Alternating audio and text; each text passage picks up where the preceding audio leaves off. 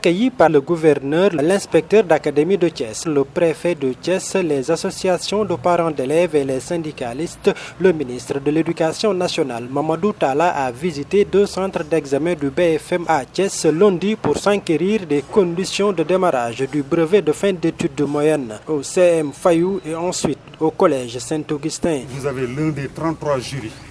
Et nous sommes dans le CM de Fayou. Et nous avons comme président du jury, M. Dien, c'est un professeur de LHD qui est à sa 4e année de présidence.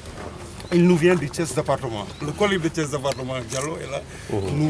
Nous croisons, monsieur le ministre, nous croisons les correcteurs et les présidents du jury. Ceux du département de Khombol, de Kout, viennent dans la ville. Et ceux qui sont dans la ville, voilà. Et ici au CM de Fayou, donc ce matin ça a démarré avec 273 candidats qui ont été convoqués, 157 garçons, 116 filles. Pour les détails techniques, le président du jury va revenir à vous. 273 candidats inscrits, dont 116 garçons et 157 filles. Donc on a enregistré aujourd'hui 7 absences, dont 4 garçons et 3 filles. Donc on composait 212 garçons et filles 153. Donc au total, on a 266 candidats qui nous composent. C'est un centre qui est assez accueillant pour l'essentiel des candidats mais également c'est une multi-autre parce que c'est à cause des langues. Ils sont là, ils ont démarré ce matin. Là normalement ils ont terminé la première preuve. Ils sont à la fin. Ça s'est bien passé. Oui. Pas très difficile. Non. Sûr. Oui. Et le sujet portait sur quoi? La dégradation de l'environnement. L'environnement. Oui. Ici l'anglais. Oui, et une fille anglaise. Oui. Le ministre de l'Éducation nationale, Mamadou Talla, a affiché sa satisfaction, surtout avec le respect du protocole sanitaire en ces périodes de Covid-19 et d'hivernage. Nous avons trouvé également des centres propres, des centres également où il y a tout ce qu'il faut en termes d'enseignants, de surveillants, de correcteurs, des membres du jury et également des conditions de sécurité qui ont été respectées. Ça a été respecté dans une école publique d'où nous venons et également ici dans une école privée.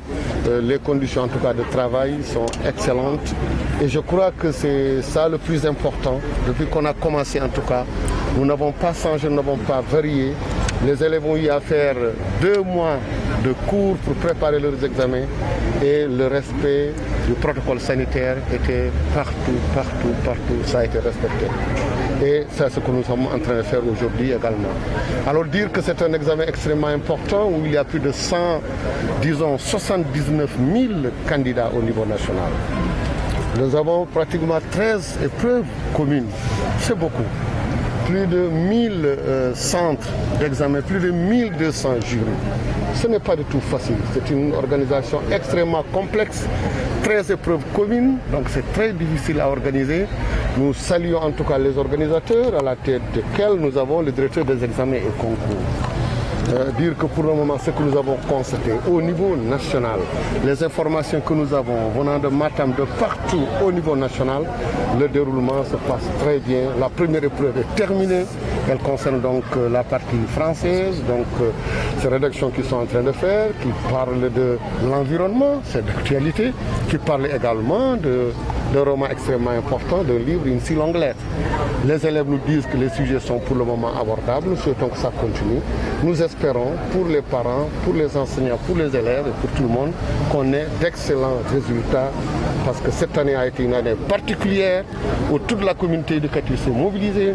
C'était un défi, c'était aussi une obligation pour la jeunesse sénégalaise et nous voulons saluer en tout cas les enseignants, les parents d'élèves, la société civile, l'ensemble donc des acteurs au niveau des collectivités territoriales, l'administration territoriale également.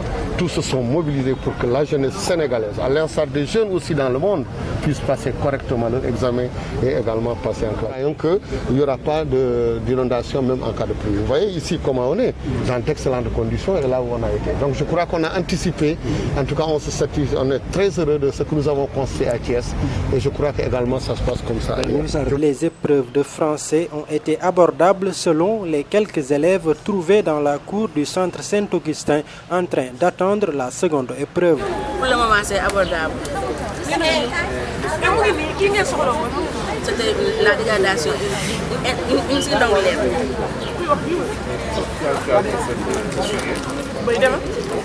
Parce que j'ai lu le livre et je l'ai compris. Parents d'élèves et syndicalistes ont aussi affiché leur satisfaction. J'ai vu partout où nous avons eu à accompagner le ministre, mon neveu Ali Samb de la FENAPES et moi-même, de l'UNAPES et moi-même représentant la FENAPES, nous avons constaté d'abord que le protocole sanitaire a été respecté à la lettre. Nous avons, à l'entrée des centres d'examen, les mesures ont été respectées. Dans les salles de classe, les mesures ont été respectées. Globalement, je me sens vraiment rassuré des conditions d'examen de mes enfants. Pour le BFM, nous avons constaté qu'il n'y a rien à dire d'une manière générale, sauf qu'il y ait ce qu'on appelle une bonne organisation. La distanciation est respectée. Le protocole sanitaire d'une manière générale est respecté. Nous avons visité des salles où il y a 25 élèves et nous avons constaté également que les membres du jury sont présents, surtout les correcteurs. Et nous remercions les camarades enseignants vraiment d'avoir répondu une fois de plus à l'appel du ministre de l'Éducation. Interpellé sur les résultats provisoires du baccalauréat, le ministre de l'Éducation nationale s'est réjoui des tendances observées et ce, malgré les conditions difficiles de travail des élèves. Mais c'est comme je le disais tout à l'heure, le bilan, je crois que nous attendons d'abord que l'Office du bac, qui en réalité organise le baccalauréat, c'est le ministère de l'Enseignement supérieur qui organise le baccalauréat, même si ce sont nos élèves. Mais d'ores et déjà, nous pouvons dire que nous sommes très satisfaits d'une organisation parfaite de ce baccalauréat.